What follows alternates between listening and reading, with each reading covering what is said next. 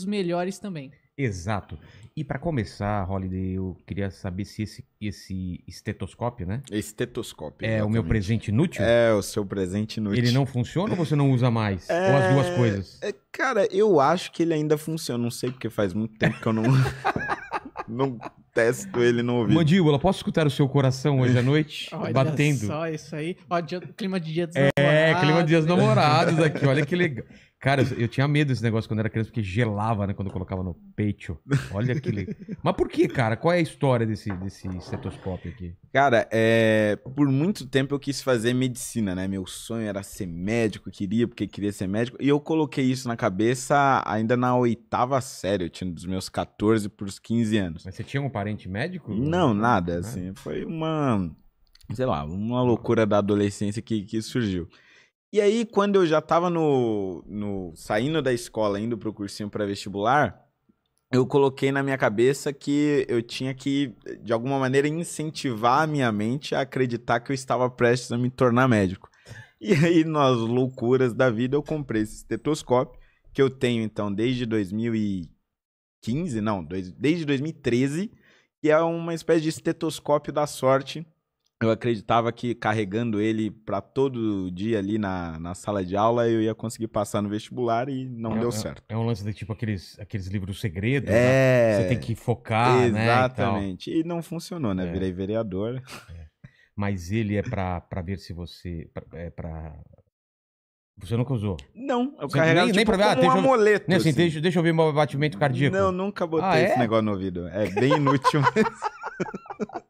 Que louco, cara. Exatamente. Que mais você queria ser quando criança? Porque quando criança a gente quer ser um monte de coisa, né? Nossa, Astronauta, jogador de futebol. Eu acho que, assim, os períodos maiores, assim, que eu tive como sonho foi, primeiro, ser motorista de ônibus. Eu sempre gostei de ônibus. Inclusive, depois de muito tempo, eu fui descobrir que existe meio que uma tribo de busólogos. Ah, é? Que são pessoas que adoram ônibus, conhecem tudo de Eu ônibus. já imaginei, adoram ônibus, os caras louvando um ônibus, sabe? Sacrificando combis pro grande ônibus, sabe aquela coisa? Ônibus, nós te adoramos e tal. E aí Meu filho é louco por ônibus, cara. É sério? Cara, então, ele fica é um louco busólogo. por ônibus. Olha só. E aí eu descobri que tem várias páginas, comunidades, grupos de WhatsApp de busólogos. E então, durante muito tempo, eu fui um busólogo. E aí, depois dessa minha fase de busólogo, acho que eu entrei ali na fase da medicina. E aí, depois, né, de já ter desistido da medicina e tal, aí é um sonho que hoje eu tô realizando mesmo, que é de ser professor, né? Hoje eu faço faculdade de História e não vejo a hora de começar a dar aula também. E a política, como que pintou nesse caminho aí todo? Pois é, a política foi um falava, negócio... Você era um representante de classe? Nada. Não? Foi um negócio, assim, absolutamente imprevisível. Nunca pensei em ser político, nunca esteve no meu radar, né, assumir nenhum cargo político.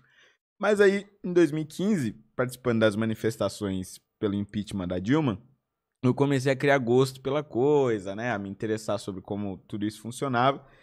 E na época eu fazia parte do MBL, que decidiu que era melhor ter candidatos do que ficar só se manifestando, porque, enfim, em determinado momento só se manifestar na rua não leva a lugar nenhum. E aí a gente meio que lançou a minha candidatura como uma espécie de cobaia, assim. Tipo, vamos ver se dá certo aí. Esse negócio de fazer campanha pela internet. E acabou que deu certo, né? Então, assim, a minha eleição foi um negócio meio inesperado. Eu, particularmente, não achava que ia ser. É mesmo? Mas como que você entrou no MBL? Como você começou assim, a conhecer os caras e tal? Como que foi assim? No cursinho pré-vestibular, eu tive um professor, na verdade ainda era no ensino médio, né? Nessa transição. Eu tive um professor de língua portuguesa, nunca vou esquecer. O nome dele era Moisés. E o cara era afiliado no PT. E por alguma razão ele começou a ver em mim, a enxergar em mim alguma, sei lá, alguma tendência política, ou porque eu falava bem, não sei. E aí ele começou a me provocar com alguns temas políticos, né? E ele era de esquerda, então ele sempre provocava com temas de esquerda. Só que eu tava cagando pra aquilo, não queria saber de nada daquilo. Até que um dia ele me falou do negócio das cotas raciais. Tá. E aí ele disse... Olha, aqui todo mundo precisa se esforçar pro vestibular e tal. E aí, meio que em tom de brincadeira, ele falou... Menos o Fernando, porque tem as cotas raciais, né? Então ele vai entrar um pouco mais fácil. Caramba! E aí eu como assim vão entrar mais fácil? Aí ele começou a explicar que tinha vagas para pessoas negras e tal. E, assim, mesmo sem entender muito ainda na época, aquilo já me deixou meio puto, sabe? Meio indignado. Ele meio que falou, relaxa, cara. Mesmo Tipo, que você não estude bem... Meu, foi você bem... vai entrar. É. E assim, eu hoje acho que ele fez de propósito mesmo, pra me Claro, provocar. claro. E aí eu fui começar a pesquisar sobre isso. E aí encontrei vários autores, enfim, youtubers, etc., que falavam contra as cotas raciais. E eu comecei a me interessar por aquilo, e aquilo me levou para assuntos econômicos, para autores liberais e tal. E aí eu fui me interessando por política, e depois de um ano eu comecei a gravar vídeos sobre política.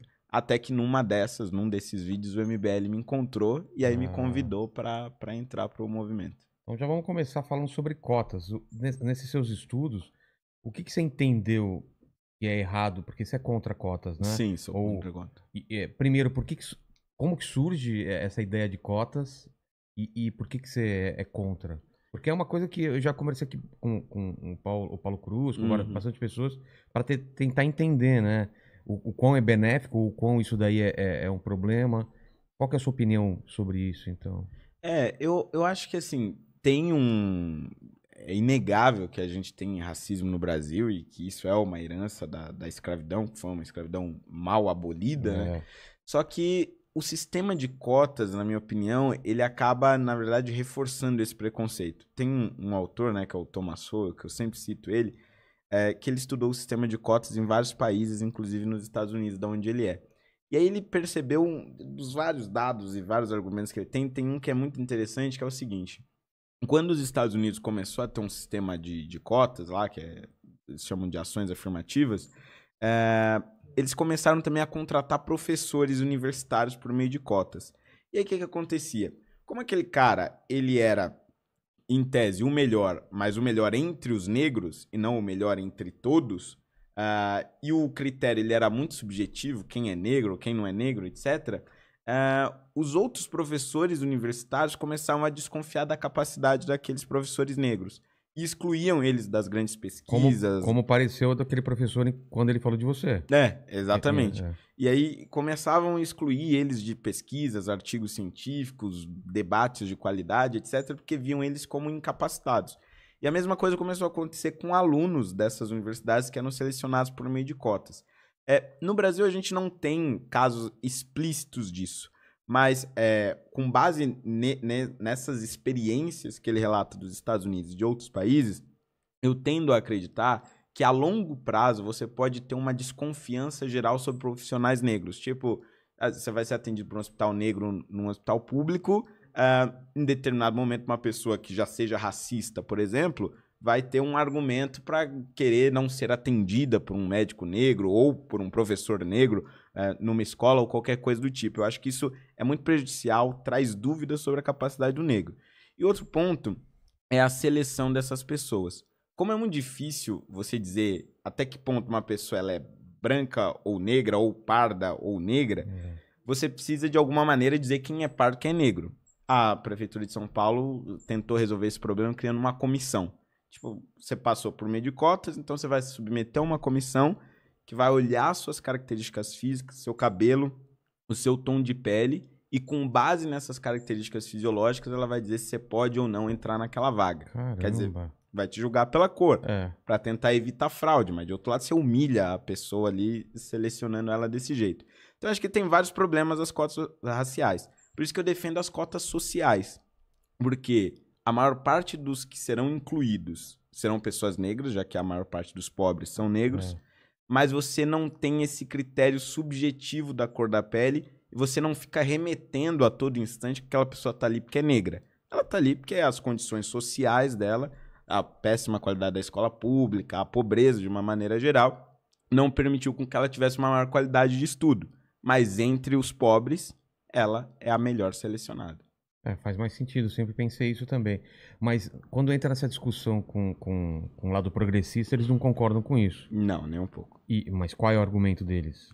O argumento deles é de que, mesmo entre os pobres, os negros são os que mais sofrem. Então, eles precisariam de um benefício maior. Mas o meu ponto é que o sofrimento não acaba, porque se cara ele é selecionado pela cor da pele, a dúvida sobre a capacidade dele vai permanecer pro resto da carreira dele. E aí esse é o grande impasse, né? Se o sofrimento do negro é maior, então ele precisa de uma cota específica, ou se as cotas sociais, já que a maior parte dos pobres são negros, já resolveria esse problema. Existe algum lugar onde usa cota social ao invés de cota racial? Na verdade a gente tem um sistema meio misto, né? Então o Enem, por exemplo, acho que é o maior exemplo de todos. Ele tem a cota que é puramente social, Tá. aí ele tem a cota que é social e racial, ou seja, ele pega os negros pobres, Tá. e tem a cota que é puramente racial. A cota puramente racial, ela tá cada vez mais rara, porque você tem negros que são de classe média, alguns até que são ricos, não é tão comum, mas existe. Então ela tá, de certa maneira, sendo extinta. Então aí você tem a cota puramente social e a cota racial misturada com a social. Entendi.